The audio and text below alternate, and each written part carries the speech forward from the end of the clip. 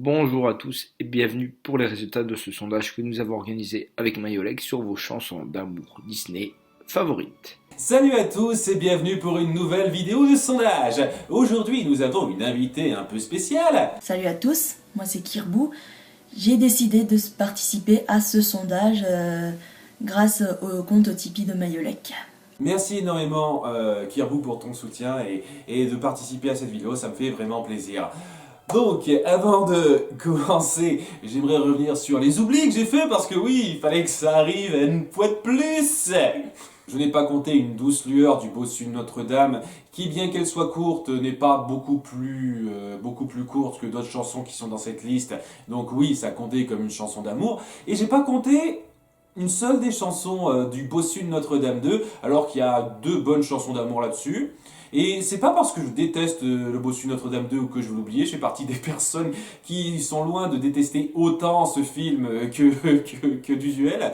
J'aime pas ce film à nouveau, mais je trouve pas que c'est le pire film jamais fait ou quoi que ce soit. Et je trouve sincèrement que les chansons du film sont tout à fait sympathiques. Donc je sais pas ce qui m'est passé par la tête.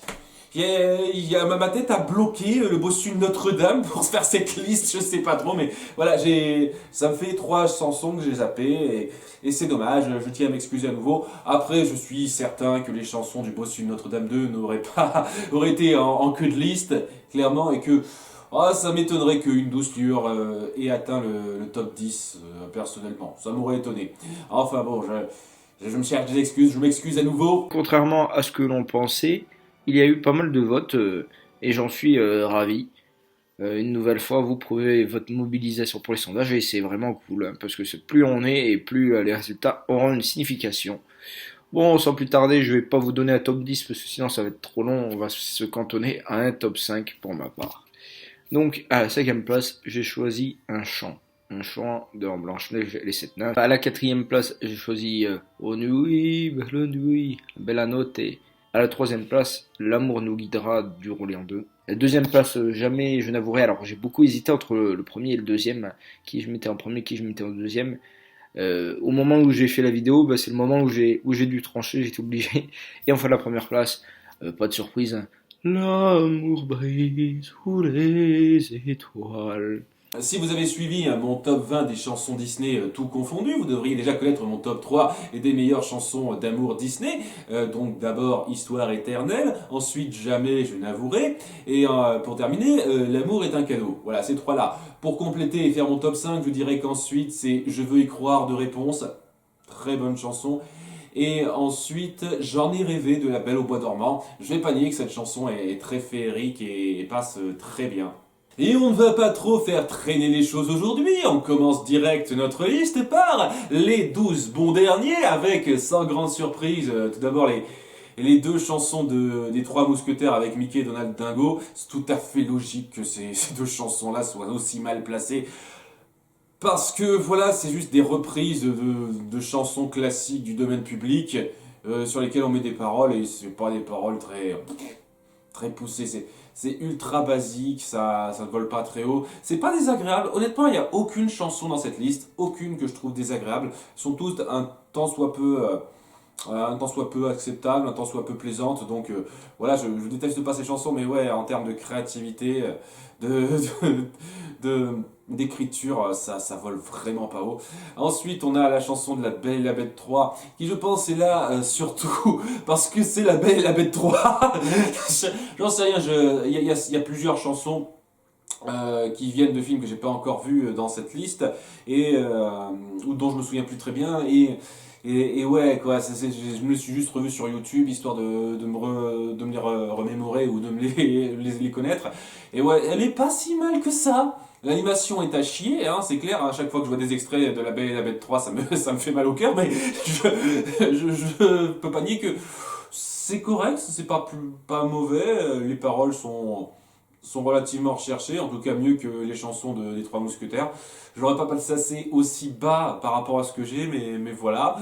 Ensuite, dans les chansons de films Disney, Disney Animation Studios, dans cette liste, en fin de liste, on a Le Secret de la Séduction et La Chose la plus compliquée. Et c'est logique pour moi que ces deux chansons soient là. Et je suis bien content parce que Le Secret de la Séduction, et j'ai eu l'occasion d'en parler légèrement dans un Disney film, mais j'en ai pas parlé de la chose la plus compliquée.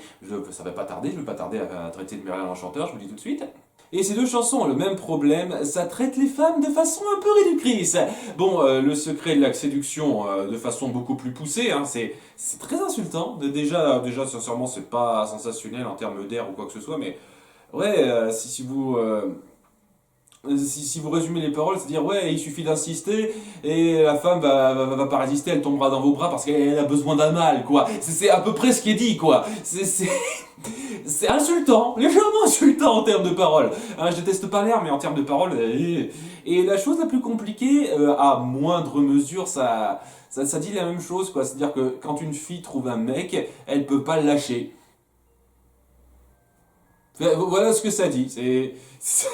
Elle va insister jusqu'à ce que vous disiez lui, quoi. C'est ça, quoi. C'est ce que ça dit en gros cette chanson. C'est des trucs de l'époque qui ont mal vieilli, hein, je le dis, vraiment mal vieilli. Et ouais, je comprends que ces deux chansons soient mal placées parce qu'elles le méritent. Ensuite, on a l'histoire de La Belle et la Bête 2, qui à nouveau, hein, comme pour La Belle et la Bête 3, n'est pas mauvaise en soi. Les paroles sont bien, l'air est plutôt joli.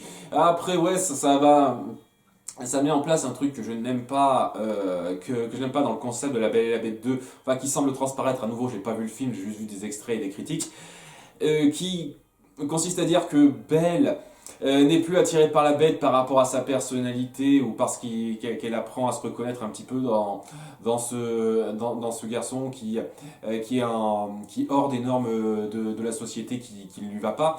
Non, non, c'est parce qu'elle voit en lui et quelqu'un à réparer. Et j'aime pas ce principe. Voilà, c'est le principe de romance cucu qui attire les midinettes. J'exagère un peu, mais voilà, c'est ce genre de truc que je n'aime pas. Hein, et donc, il faudra vraiment que je vois le film pour me faire une idée si vraiment ça part à fond là-dessus. Mais ouais, ça casse beaucoup le personnage de la Belle. Mais ouais, la chanson en elle-même, prise à part, bah, je la trouve plutôt jolie. Je l'aurais pas mis tout à fait aussi bas, je l'aurais mis un tout petit peu plus haut, un chouïa plus haut, mais ouais. Ensuite, voilà, Tu n'es pas tombé du ciel, qui est genre la chanson qui m'a pas marqué du film. Je vous cache pas que j'ai mis du temps à accrocher aux chansons d'Aladin et le roi des voleurs, mais Tu n'es pas tombé du ciel, l'air me rentre pas dans la tête, quoi. Je l'ai entendu plusieurs fois cette chanson, je me souviens à peine de ce qui est dit. Dans un sens très opposé, Oublie l'amour. Je comprends qu'il soit pas super bien placé parce que, ouais, Yago est pas un grand chanteur et même la partie plus douce avec Aladin et Jasmine était, moi, un peu foutraque par moments. C'était pas très, très bien mené, je trouve, mais j'aime beaucoup le concept de cette chanson et l'air en soi, au début surtout, qui revient à dire, ok, au début on va essayer de dire que l'amour c'est naze, l'amour c'est nul, etc. Pour justement l'amener à croire en l'amour en utilisant donc la personnalité d'Iago. C'était plutôt intelligent sur le principe et je trouve que ça faisait un double ton là qui au fur et à mesure de la chanson que j'ai trouvé très très bien pensé. Après ouais le chant lui-même est un peu discutable, je vais pas le nier. Mais ouais, j'aime beaucoup l'air et j'aime beaucoup le concept de cette chanson. Donc j'ai mis un peu plus haut pour moi. Ayupendi. Alors ça c'est un truc très intéressant avec cette chanson là, c'est que au début j'avais pas prévu de la mettre. Parce que pour moi ça représentait pas vraiment une chanson d'amour, c'était plus une chanson de je sais pas quoi, mais c'était pas une chanson d'amour. Mais Hugo a légèrement insisté pour qu'on la mette. Je me suis dit, ok, pourquoi pas. De toute façon, on n'a pas des masses de concurrents, alors un de plus, c'est pas plus mal. Et je suis bien content de l'avoir inclus, parce que j'ai eu des commentaires savoureux autour de cette chanson dans les commentaires de ma vidéo YouTube. C'était extra, quoi. Mais oui, je suis complètement d'accord avec les commentaires, quoi.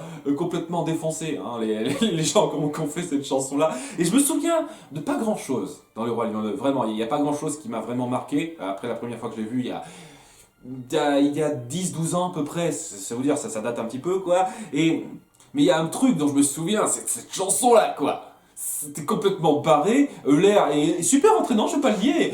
Et il y a certains moments qui étaient complètement...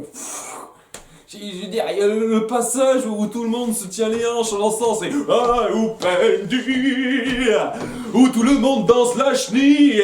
Là, c'est n'importe quoi. C'est complètement ridicule et barré. Dans un sens, c'est fun. Je vais pas le nier, mais en tant que chanson d'amour, c'est nul. En tant que chanson pour prendre son pied, pour s'amuser, c'est cool, j'aime bien. Donc ouais, c'est particulier. Si vous voulez vraiment considérer ça comme une chanson d'amour, c'est la pire chanson d'amour de cette liste. Mais pour le reste, c'est fun. C'est une chanson fun à écouter dont je me souviens encore. Comme Seul monde de Frères des Ours 2. Dans un sens, je suis plutôt content qu'il soit un peu mieux placé que toutes les chansons, la plupart des chansons des suites Disney Toon. Parce que ouais, je trouve qu'il y avait bien fait.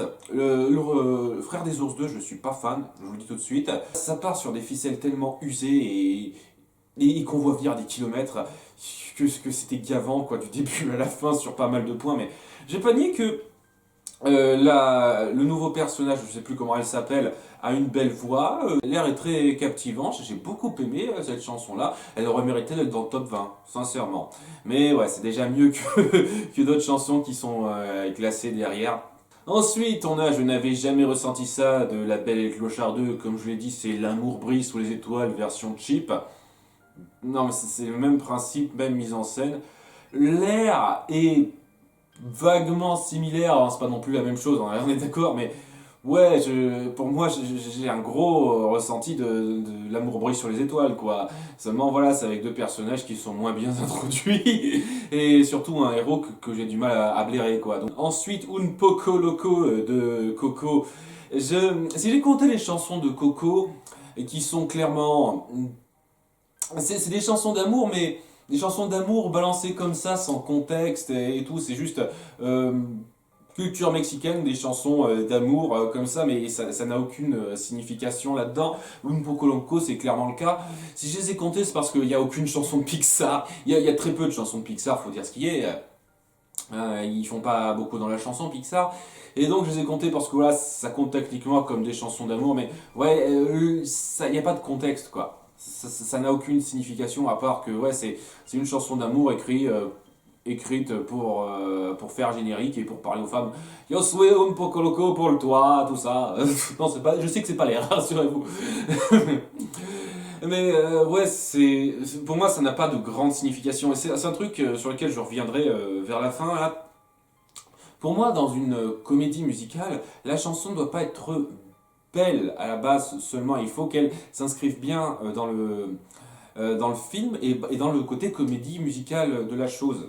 Et ouais, ça a plus de signification pour moi, c'est pour ça que j'aime beaucoup m'entendre des chansons Disney, parce qu'il y a tout un contexte, une mise en scène autour de ces chansons-là, quand c'est bien fait bien sûr, hein, ça dépend des chansons. Et là, oui, il n'y a pas de contexte, c'est juste, ça aurait pu être n'importe quelle autre chanson, ça aurait pu être une chanson qui n'est pas une chanson d'amour, et à ce moment-là de l'histoire, ça aurait été pareil. C'est pour ça. Après, j'ai pas nié, hein. L'air est prenant, hein, c'est entraînant, c'est sympathique, et je vais pas le nier, mais ouais, il y a quand même des chansons dans le lot avant qui ont plus de contexte et qui, sincèrement, me valent plus la peine d'être reconnues, personnellement. On entre ensuite dans le top 20 avec Ma belle Évangeline. Je suis pas grandement fan du personnage, comme je l'ai dit, de cette histoire d'amour qui est juste bizarroïde et pas très intelligente, personnellement je trouve, dans son concept, mais je peux pas dire que c'était joli et que Anthony Cavana sait bien chanter. Vraiment, hein, Anthony Cavana a une belle voix. Hein, d'ailleurs, quand il a joué dans Vaiana, il fait un bien meilleur chanteur que The Rock, hein. C'est clair. Mais ouais, cette chanson a un joli timbre, et à nouveau, si on la voit de façon générique sans prendre en compte le contexte, ouais, c'est quelqu'un qui chante son amour à une fille qui s'appelle Évangeline, tu la prends en contexte, c'est joli. Après, dans le contexte du film, je trouve pas ça... Voilà, personnellement. Hier, deux enfants. Une chanson douce, m'a pas marqué particulièrement, mais ouais, je je comprends qu'elle soit à peu près dans ces eaux-là. Ne m'oublie pas, version de la Cruz. On est bien d'accord, hein, version de la Cruz. Hein, c'est et ne m'oublie pas, je vais devoir m'en aller, ne m'oublie pas, il ne faut pas pleurer. Cette version-là, hein, c'est pas la version super douce qui a fait pleurer tout le monde à la fin, sauf moi. Hein, c'est celle-là, je parle de cette version-là. Donc ouais, c'est pour ça que je trouve bizarre qu'elle soit devant Un Poco Loco. Parce que Un Poco Loco est quand même un petit peu mieux travaillé en termes de texte. Mais ouais, c'est pas impossible que des gens l'aient vu, aient fait le rapport avec la version douce, qui les a fait pleurer à la fin. Et qui là, j'avoue, a un contexte, je vais pas le nier, un contexte bien fait, mais dans le genre, à nouveau, c'est plus chanson pour midinette dans la version de la Cruz, à nouveau, et c'est pas mauvais, hein, c'est rythmé, c'est pas le problème, c'est juste que ça aurait pu être autre chose. Après, j'ai pas nié que oui, il y a un lien, et le fait qu'on joue sur la double signification dans cette chanson, c'est-à-dire l'amour entre un homme et une femme, et l'amour filial, j'ai trouvé ça très intelligent hein, dans ce film. Je ne veux pas nier hein, que ce film a beaucoup de bons points, hein, qu'on soit d'accord. Si j'ai insisté sur les mauvais points dans mon avis à tiède, c'est parce que je trouve qu'on en fait un petit peu des caisses autour de ce film, c'est tout. Mais je ne veux pas nier qu'il a beaucoup de bons points.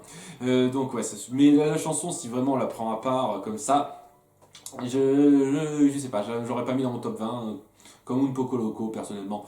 Ensuite on a un chant d'amour. C'est la toute première chanson d'un long métrage de Disney. Alors les paroles sont pas forcément super terribles, mais ouais, il y a déjà le fait que ça soit un précurseur. Et puis surtout, je sais pas, c'est un côté kitsch un peu que je trouve mignon. Première chanson Disney, je trouve qu'on a fait un peu plus efficace en termes de chansons douces entre deux personnes qui s'aiment. D'ailleurs, puisqu'on en parle, c'est ça l'amour juste après, pareil, c'est dans la même veine cette espèce de chanson douce entre deux personnes qui viennent de se rencontrer et qui se rendent compte que l'amour leur tombe dessus. C'est joli, hein, j'ai pas nié, comme je dis, il n'y a aucune chanson qui me déplaît dans cette liste. Mais je sais pas, je trouve qu'on l'a fait un peu plus profond par la suite, notamment une chanson dont je parlerai un peu plus tard. Et sincèrement, ouais, c'est dans ces eaux-là que je les aurais mis moi aussi. Ensuite, on a L'amour est un cadeau. L'amour est un cadeau reste une chanson dynamique, joyeuse pour ce film, mais j'arrive pas à voir ce couple au sérieux en fait. Parce que vu que j'ai vu le film plusieurs fois, je ressens moins la surprise. Et c'est-à-dire, j'arrive à tout de suite à imaginer Hans le méchant en fait. Et c'est pour cela que je ne considère pas la meilleure chanson d'amour pour moi. Mais si j'aime cette chanson quand même, c'est parce que je m'imagine dans ma tête un autre couple. C'est-à-dire, en lieu de voir Anna et Hans danser, je m'imagine un autre couple danser et chanter sur cette mélodie à la place. Donc par exemple ce magnifique couple, si vous savez qui sont ces personnages, je vous félicite. Mais voilà quoi, je n'arrive pas à ressentir une belle harmonie avec ces personnages au début. Même si ça reste un peu facile hein, au début. Hein. Oui, le cliché, ils se sont rencontrés et tout de suite le grand amour. Et ça se termine par la note veux-tu m'épouser? Et l'autre dit oui.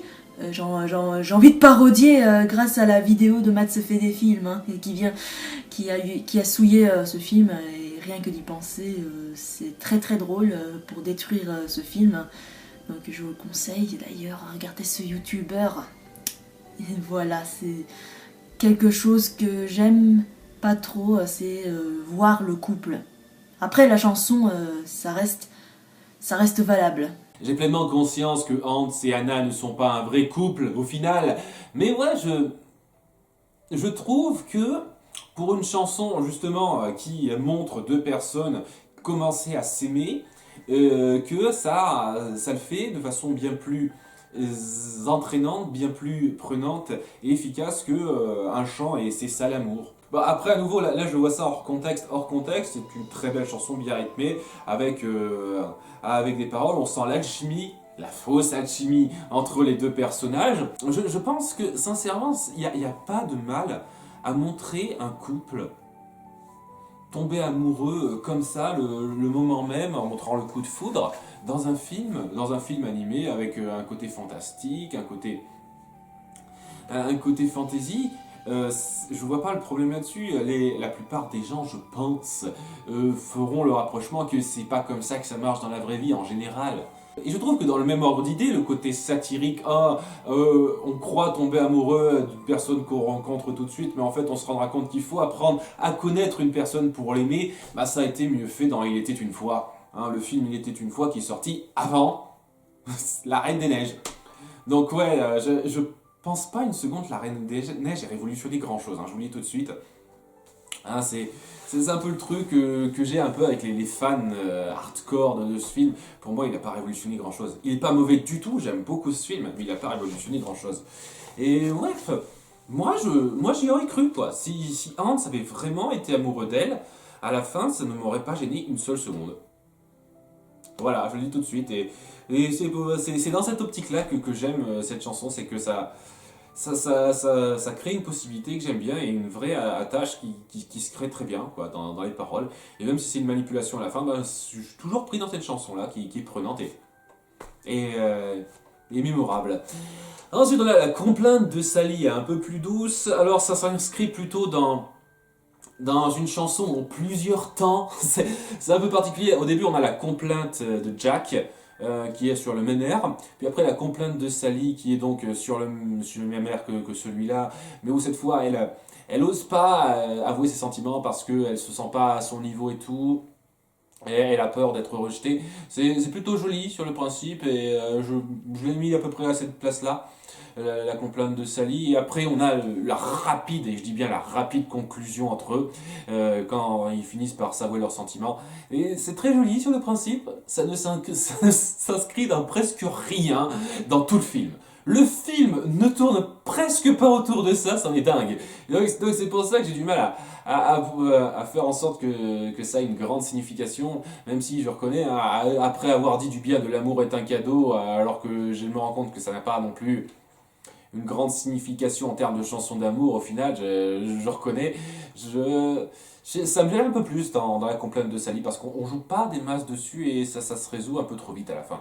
Mais oui, la chanson, si on la prend à part, est plutôt jolie, enfin le bout de chanson, puisque à nouveau c'est en plusieurs temps ça, et je vais pas nier que c'était plutôt joli à écouter.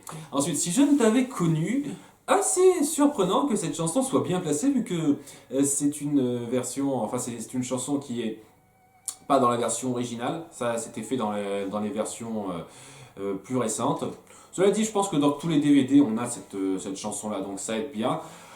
Très joli duo entre les deux personnages. Le gros problème que j'ai, c'est surtout par rapport à la VF, c'est que, étant donné que ça a été fait donc après coup, hein, donc le doublage français s'est fait sur la version qui n'avait pas cette chanson-là. Et oui, c'était important de virer cette chanson-là pour donner plus de temps à Miko et à Percy. Hein. Les personnages centraux vachement importants, ces deux-là. Et donc à la place, on a coupé cette chanson complètement désuète et inintéressante. Et pour mettre des gags entre ces deux-là, c'était merci. Wouh. Donc ouais, étant donné que le doublage français a dû se refaire après coup, c'est-à-dire, ouais, pour cette chanson-là, on a dû refaire un doublage, et ben, en tout cas, c'est l'impression que ça me donne, c'est pas les mêmes doubleurs que les autres chansons, et donc, ouais, ça fait un peu dissonant avec le reste du film, et c'est dommage, parce que, ouais, c'est très beau moment entre deux, alors que John Smith est, semble-t-il, condamné, et que malgré leur situation un peu merdique, ils se disent oui, malgré tout, c'est mieux que ça se passe comme ça et qu'on se soit rencontrés, que ça ne se passe pas comme ça et qu'on ne se soit jamais rencontrés. C'est plutôt joli sur le principe, et j'ai beaucoup aimé le duo, ça fonctionne très bien. Ensuite, on a un jour mon prince viendra. Et ouais, une chanson iconique. Je m'attendais à ce qu'elle tombe dans le top 10, je ne le cache pas. Mais ouais, pas loin. Et ouais, c'est prenant, marquant, joli. Bon, après, c'est très gnangnan sur le principe. Et ça n'a pas de grande signification dans la mise en scène. Hein, bien entendu, ça a une signification puisque son prince viendra à la fin. Bien entendu, mais ouais, pour moi, c'est le gros problème avec les premiers films Disney, surtout ce film-là, c'est-à-dire que ils font de la mise en scène très très basiques et ils mettent pas suffisamment les choses en scène de façon naturelle pour moi. Hein, et j'ai pleinement conscience que c'est le premier film Disney existant, animé, et qu'il y a du travail à faire par rapport à ça. On peut pas commencer en étant génial. Hein, je suis complètement d'accord, j'en suis complètement conscient. Mais ouais, il n'empêche que si je dois comparer ça en termes de qualité à tout le reste, il y a ce petit problème-là. Je ne veux pas le nier. Mais la chanson en elle-même est super jolie, super touchante, super mémorable. Je ne le nie pas. Ensuite, on a Je chante pour toi de Bambi. J'aime beaucoup cette chanson aussi. Les chansons dans Bambi sont très prenantes. Après, après, c'est le problème avec les chansons extra-digétiques, c'est-à-dire qu'elles jouent un petit peu moins aussi dans la mise en scène, mais n'empêche que, n'empêche que ça colle très bien avec le ton, qui arrive à conclure sur une bien meilleure note ce passage où Bambi, bête et folle, il connaît l'amour avec Féline. Un nouveau gros problème avec ça. Mais ouais, sans prendre en compte la grosse mise en scène bien cartoonesque qui est très discordante juste avant, et ben ouais, c'est un moment très touchant entre ces deux-là, avec Bambi qui trouve enfin l'amour et qui apprend à avoir des sentiments un peu particuliers. C'est important avec ce film, on suit vraiment la saga d'une personne, la vie d'un personnage, Bambi, qui passe de son enfance au moment où adulte, il a fini par s'accomplir complètement. Et ce passage-là, où il apprend à connaître l'amour et qui va mener à la conclusion de fin, ben, c'est bien mené avec cette chanson-là qui l'illustre très bien. Ensuite, on a J'en ai rêvé, une chanson extraordinairement mémorable. Il me semble que l'air n'est pas original, qu'ils l'ont repris d'autres choses. Mais ça me dérange pas trop. Pour moi, j'associerai toujours cet air à La Belle au Bois dormant. Voilà, contrairement aux Trois Mousquetaires où ces airs-là, je les associerai jamais à ces films. J'associerai toujours cet air à La Belle au Bois dormant. Et ouais, pour autant que je trouve que le couple Aurore et Philippe est expédié dans ce film, mais vraiment expédié, et ben ce passage où ils apprennent à se connaître dans la mise en scène, dans cette chanson très bien écrite, je trouve vachement efficace. Ça suffit pas tout à fait à rendre ce couple ultra mémorable et très marquant dans l'absolu, mais ce moment-là entre deux, bah, j'ai trouvé que c'était très fort. Ensuite, je ne savais pas de La Belle et la Bête. Oui, c'est pas étonnant que les deux chansons de La Belle et la Bête soient dans le top 10. J'aime bien le fait que ce soit en plusieurs temps avec les différents personnages. Le fait que Belle reprenne une chanson qu'elle a déjà chantée avant, j'ai trouvé ça aussi très bien amené, puisque vraiment les airs se marient bien. L'écriture de la musique est très très bien faite dans ce film, honnêtement, très bien foutu. Et ouais, ça appuie bien ce moment où ils commencent enfin à s'approcher l'un de l'autre. J'ai beaucoup aimé ce truc-là. Je trouve que la relation entre La Belle et la Bête est tellement bien gérée et que ça, c'est un des nombreux moments pivots qui aident à bien l'instaurer et à la rendre vraiment naturelle et prenante. Donc ouais, je ne savais pas, très bon moment. Ensuite, on a L'amour nous guidera du Roi Lion 2. Très très belle chanson. Au contraire d'une autre chanson qui était classée et que j'ai classé moi dans les dernières, à Oupendi. Mais L'amour nous guidera, superbe voix de... Je ne sais pas qui est la chanteuse, je me renseignerai. Mais elle chante magnifiquement bien. La mélodie est douce, une nouvelle fois douce et langoureuse. Et c'est vraiment ouais, une chanson qui, je trouve, vraiment dégage beaucoup d'émotions. Même si la scène, je la trouve pas terrible, mais en jugeant uniquement la chanson, elle est vraiment très très bien. Pour moi, cette chanson, c'est un sérieux plaisir coupable. Elle m'a beaucoup marqué, que ce soit en VO ou en VF, et je préfère celle-ci que L'amour brille sous les étoiles. Parce que il n'y a pas Timon et Pumba dedans déjà, et de deux, la fin se termine par une petite plante qui apparaît, qui représente un nouvel espoir, que tout n'est pas perdu et qu'on peut s'arranger les choses. Donc, si vous l'aimez moins comparé à L'amour brille sous les étoiles, je peux comprendre quand même. Mais pour moi, je préfère vachement celle-ci. Avec de belles mélodies, des belles paroles. J'ai pas d'autres mots à dire. Voilà, c'est celle que je préfère. Et personnellement, je l'ai mis en haut du classement. Toujours pas revu le film, donc je me souviens plus très bien de cette chanson-là. Et j'ai dû la voir donc sur YouTube, et donc je peux pas trop en dire grand-chose. En termes d'air, ça m'a pas marqué extraordinairement par rapport à d'autres. Je vous le cache pas. Après, je suis pas mélomane. Gardez bien en tête, j'ai pas l'oreille musicale ou quoi que ce soit. C'est juste moi et mes impressions personnelles à ce niveau-là. Ce que je peux critiquer davantage dans les chansons, c'est surtout le contexte et les paroles. Étant donné que j'ai plus revu le film depuis un certain temps, le contexte, j'ai un peu de mal à me le faire pour l'instant. Et les paroles, ben, c'est pas mal, sans plus. Je trouve qu'on répète un peu trop souvent le mot amour là-dedans, quoi. Il doit apparaître une bonne douzaine de fois. Mais, donc ça m'aide un petit peu. Je ne l'ai pas mis dans mon top 10 personnellement, mais ouais, à nouveau, hein, j'ai pas vu le film depuis un certain temps, donc ça joue beaucoup ça. Ensuite, on a Belle à noter, de la Belle Clochard. Et sans doute plus par la scène que pour la chanson. C'est une très belle scène, hein. Je pense qu'il a marqué des millions de personnes. Les millions de personnes qui ont vu ce film ont été davantage peut-être marquées par la scène, mais la musique s'y accorde parfaitement. La musique est douce, langoureuse, pour moi, c'est tous les éléments qu'il faut pour une bonne chanson d'amour. Et en plus, comme je l'ai dit, elle est bien incorporée dans la scène. Je peux pas nier que cette chanson est belle. Vraiment, elle est très belle. Après, c'est... Je trouve que ça s'inscrit dans pas grand chose. C'est un peu comme d'autres chansons dont j'ai déjà parlé, c'est-à-dire que ça pourrait être chanté en radio ou autre part et ça aurait le même impact presque. Bien entendu, ça illustre bien ce qui se passe entre la Belle et le Clochard, hein, je vais pas le nier. Hein, voilà, ça appuie très bien ça et ça rend la scène très très jolie. D'autant plus, quoi, c'est une très bonne musique d'ambiance.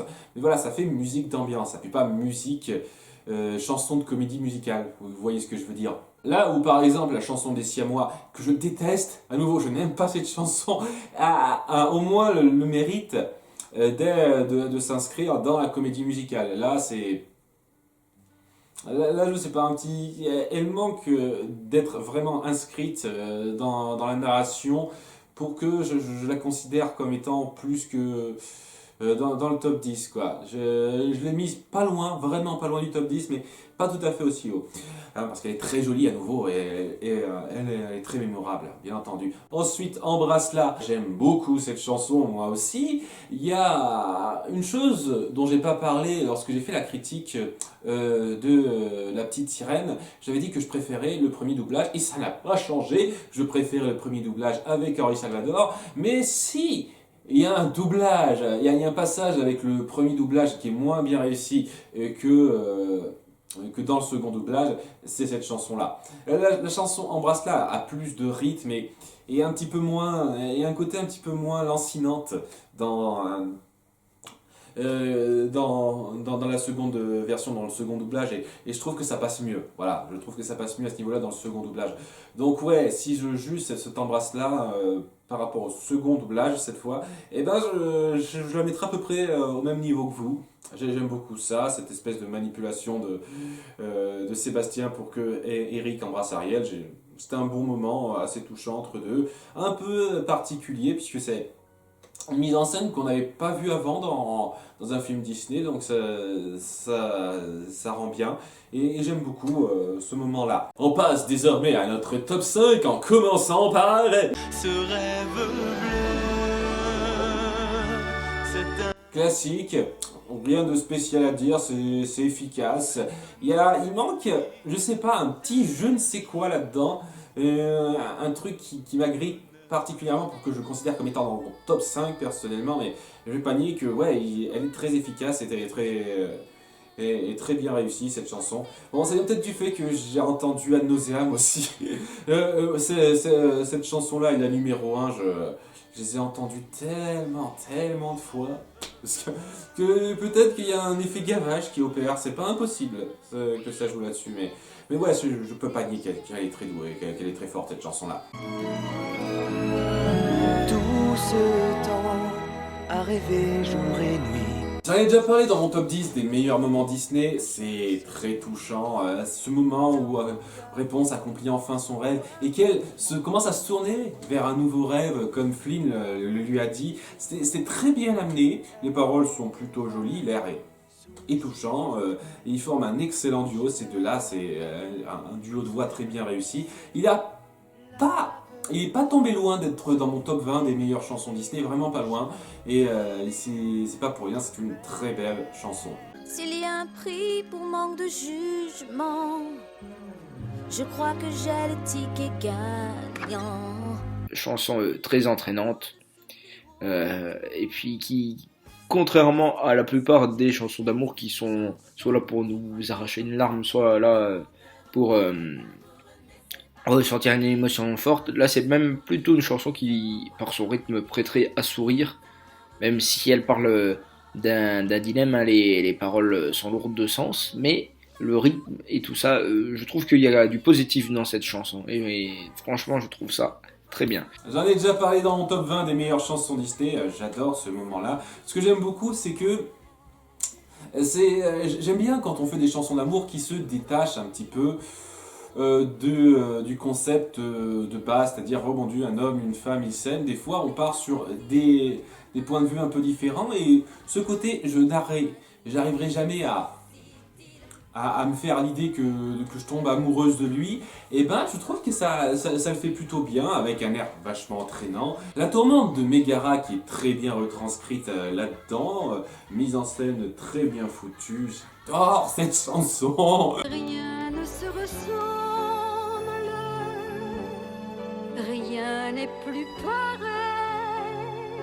Là aussi, j'en ai déjà parlé dans mon top 20, très très beau moment entre ces deux-là. Madame Samovar a une voix magnifique qui porte très bien le ton. Et ouais, la musique est douce, c'est le genre de chanson d'amour qui passe très bien, qui résume un petit peu la chose. Après, je sais pas, est-ce que la Belle et la Bête l'entendent? Est-ce qu'ils se disent pas, est-ce qu'ils sont en train de raconter notre histoire là? Qu'est-ce que je chante là? C'est un petit peu le petit truc auquel je pense tout de suite, mais ouais, très très très beau moment. J'ai pas grand chose à dire. Des fois c'est juste prenant, on est dedans, et l'air est bon, les paroles sont super bien recherchées, ça colle parfaitement à l'ambiance, la scène illustre très bien ça.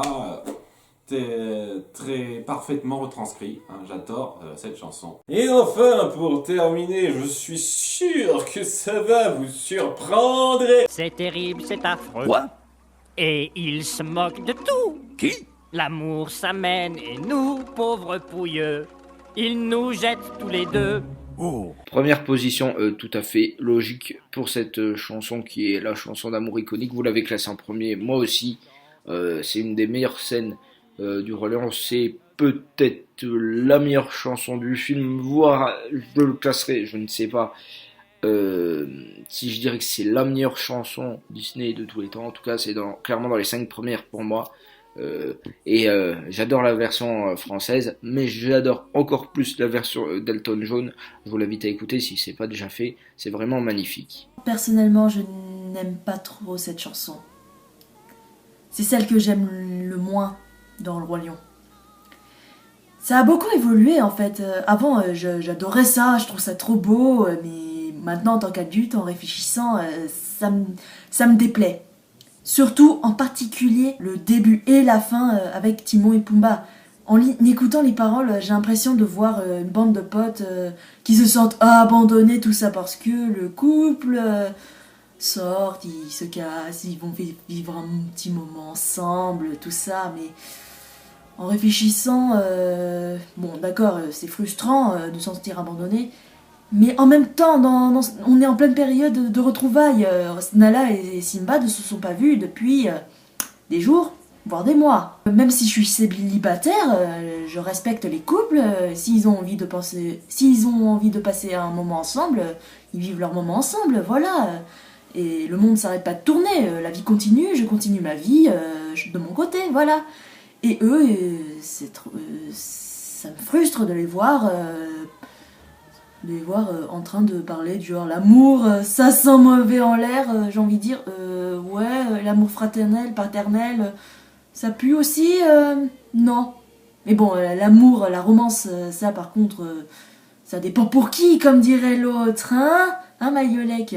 Et ça se termine surtout par une très mauvaise note, les pleurs de façon exagérée. Non mais pour moi j'ai envie de j'ai envie de leur foutre un peu leur gueule en fait. Et j'en parle pas du Roi Lion 3. Si vous avez vu la vidéo des successeurs de Disney, entre guillemets, ben, c'est plus un... Sans vous trop révéler, on voit plus les parents qui ont du mal à voir leur enfant quitter son nid et les voir avec une copine. Non mais ça va quoi. J'arrive pas à apprécier maintenant aujourd'hui cette chanson.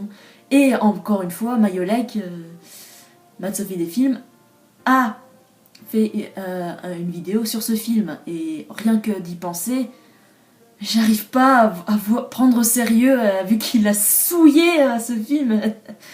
Le Roi Lion reste mon film favori, mais quand ce Disney film sortira, je donnerai pas mal de points négatifs dessus. Oui, il y a encore des choses discutables là-dessus. Moi, bizarrement, ma partie préférée, c'est les passages avec Timon et Pumba, justement. Ça m'a jamais vraiment dérangé parce que... Comment dire, ils ont toujours un peu été excessifs dans leurs réactions, et là ils le sont toujours. Ils ont juste cette espèce de côté il va nous quitter à cause d'elle, quoi. Et je trouve que sur le coup c'est peut-être un peu gênant, mais après avoir vu le Roi Lion 3, personnellement je trouve que ça passe bien. Voilà, c'est pour ces deux-là, je trouve que ça colle bien leur personnage. Après, je vais le dire, j'aime cette chanson, on soit d'accord, j'aime cette chanson. Et je vais pas critiquer ça juste pour faire chier le monde. Ah, je vais encore dire du mal du Roi Lion, ah, je suis tellement à contre-courant. Si je fais ça, c'est parce que justement, à la base, je trouve qu'il y a beaucoup de films, enfin il y a certains films qui arrivent à réussir sur la plupart des points que le Roi Lion essaye d'aborder bien mieux que ce film. Je le pense sincèrement, hein, dans les films Disney, il y en a qui arrivent mieux à faire leur histoire d'amour, il y en a qui arrivent mieux à faire leur méchant, je le pense sincèrement, il y a des héros qui sont bien mieux que ça. C'est justement parce que je trouve que ce film est imparfait et a des choses qui ont été mieux faites ailleurs, que j'ai envie d'insister là-dessus en entendant à chaque fois les gens dire que c'est génial, que c'est le meilleur en tout. Voilà, et donc je le pense sincèrement, L'amour brille sous les étoiles n'est pas ma chanson Disney préférée, hein. Ni ma chanson d'amour Disney préférée. En termes d'air, je trouve qu'il y a un peu plus entraînant, plus mémorable. Je dis pas que c'est pas entraînant et mémorable, hein.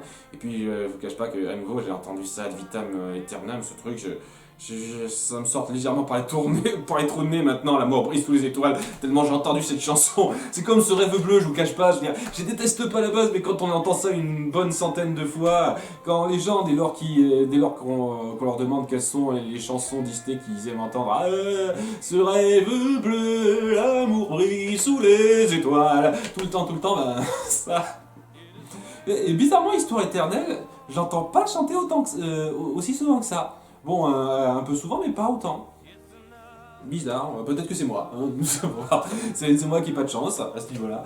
Et donc, ouais, il y a ce côté-là qui entre en jeu. Et bon, après, j'ai pas nié que c'est joli, l'air est joli, hein, c'est plutôt fort dans l'illustration, dans ce qu'ils font. Et puis, il y a quand même une montée de ton, quoi, avec L'amour brille sous les étoiles qui passe bien. Et ce qui est bien aussi là-dedans, c'est le fait que ce soit mise en scène. Alors, il y a de la mise en scène par rapport à ça, par rapport à ce qu'ils vivent. Et c'est pour ça que j'aime beaucoup les interventions de Timon et Pumba, parce que ça amène le début de la chanson et ça amène la fin. Voilà, on est dans une comédie musicale et ça joue là-dessus, et ça j'aime bien, quoi. C'est pour ça que j'aime bien leur participation là-dedans. Voilà, et c'est pour cette raison que, contrairement à Hugo, je préfère cette version-là à la version d'Elton John, qui, à nouveau, est une chanson pour passer à la radio. C'est pas une mauvaise chose, clairement pas, mais c'est pas le truc qui me parle le plus. Après, voilà, gardez bien en tête que je déteste pas cette chanson, loin de là. Hein, elle est très sympathique. Mais ouais, pour moi, il y a eu mieux dans le genre. Mais ouais, je sais que je ne serai pas d'accord avec grand monde là-dessus. Et il y a largement pire comme chanson à adorer autour de Disney. Hein. Je vous souhaite à tous et à toutes une agréable Saint-Valentin, si c'est pas déjà passé au moment où la vidéo sortira. Et pour ceux qui sont seuls, tenez la barque, hein. Ça arrivera bientôt. Faut pas désespérer. Allez, bye. Voilà, c'est tout pour ce sondage. Merci à tous d'avoir suivi. Un grand merci à Kirbou pour son soutien et un grand merci à Hugo pour tout le travail qu'il fournit depuis le début de ces vidéos. Je lui en suis extrêmement reconnaissant. Je vous dis rendez-vous le mois prochain pour le futur sondage. À très bientôt. Ciao!